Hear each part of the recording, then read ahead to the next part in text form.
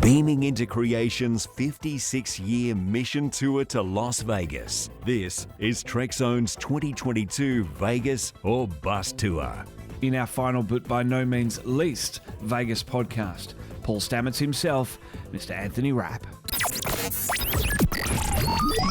This is a Trekzone Conversation. Well, continuing Trekzone's Vegas or Bust coverage, I'm very excited today to be joined by the man himself, Mr. Anthony Rapp. Anthony, thanks for your time in beaming in. Hello, Aussie, Aussie, Aussie, oi, oi, maybe? Oi, oi, oi, I love it, that is brilliant.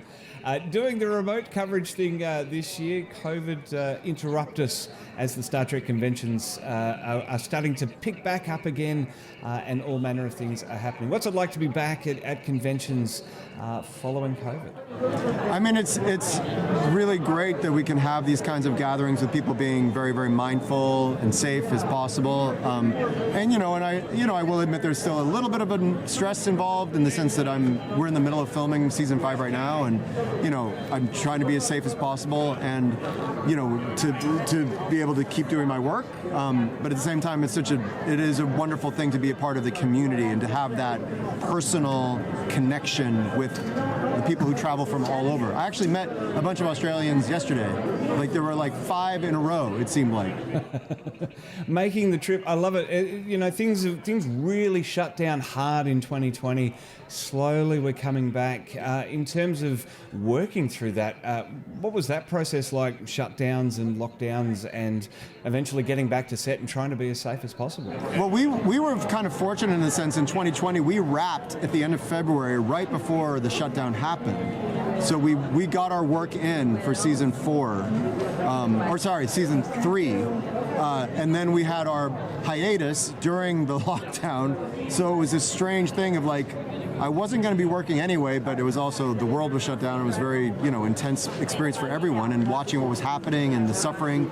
And then our productions, our unions in our entertainment industry got together and said, are there ways that we can come back together safely? And they had this unprecedented collaborative effort to do so. So we were one of the first, there was a first wave of new shows to go back to work during COVID, and we were one of those. And we started back up in October of 2020. And it was strange and scary a little bit, to work with masks on a set. We're a very close-knit company. We're a very tight-knit crew and cast. So to not, there were friends of ours on the crew that we didn't see their faces all year long because they were behind masks. That was strange. And then we couldn't also really kind of like socialize outside of work because of having to be so careful. So we were very intensely grateful to be able to work at a time when so many people weren't. And at the same time, it was a lot of adjustment. But then it became really precious to us, and that our season 3 was airing and being seen during COVID also was very powerful, because some of the themes, it turned out, were kind of super resonant for that time, even though they weren't meant to be. And then season 4, I think a lot of the writers were, informed by what it's like to go through a crisis like that and to have to try to find ways to transcend and come together. So, I don't know. It feels like it's a kind of microcosm of what was going on in the greater world. So coming from Rent, the stage musical, into Star Trek Discovery, the sort of transition with the fan bases and stuff like that, is this all sort of? I guess I wonder, what's it like? Is it overwhelming to have these people coming to you for 4 days at a convention, or has it sort of been your career to this point? I think there's actually a bit of a shared Venn diagram between Rent fans and Star Trek fans, because they both are pieces that are very much about community and about rising to our highest selves and transcending differences and all. Like, they really share a lot of themes and DNA.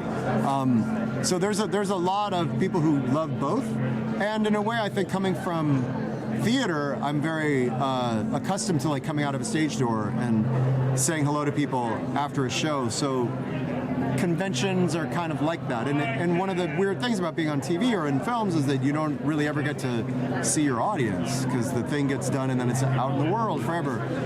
So it's a nice kind of, it is kind of familiar in that sense of I finally get to actually interact with and be with the people who see the work. And I guess in addition to that, and something more that conventions can offer is the cosplaying as well. Have you seen many Paul Stamets around over the weekend?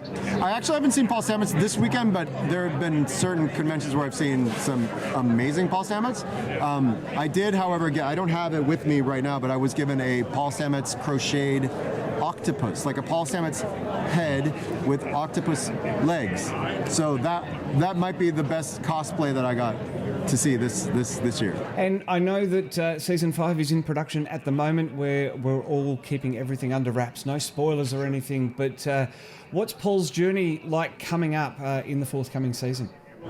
I mean, what I can say is, continued exploration of relationship with Hugh and the family dynamics, and I really can't say much more than that. So I was speaking with Andy Richardson on a podcast as part of our coverage. Andy was Gene Coon's assistant back in the 60s with the original series. We were talking about diversity amongst the cast and crew and how Star Trek really has always been about teaching us these messages. And I mentioned on another podcast in our coverage that I feel that modern Trek has had to be a little bit more blunt in the message to kind of get through to the world these days. I just wonder what your if you have any thoughts on that and the way Star Trek is sort of portraying people and the inclusivity that we have now in the show. Well, I mean, it was one of the missions that Gene had on the bridge of the Enterprise in the original series. He specifically, during the Cold War, wanted someone of Russian descent, wanted someone from Asia, wanted a black woman to have a position of power on the bridge. A person who was of mixed race as a Vulcan and human.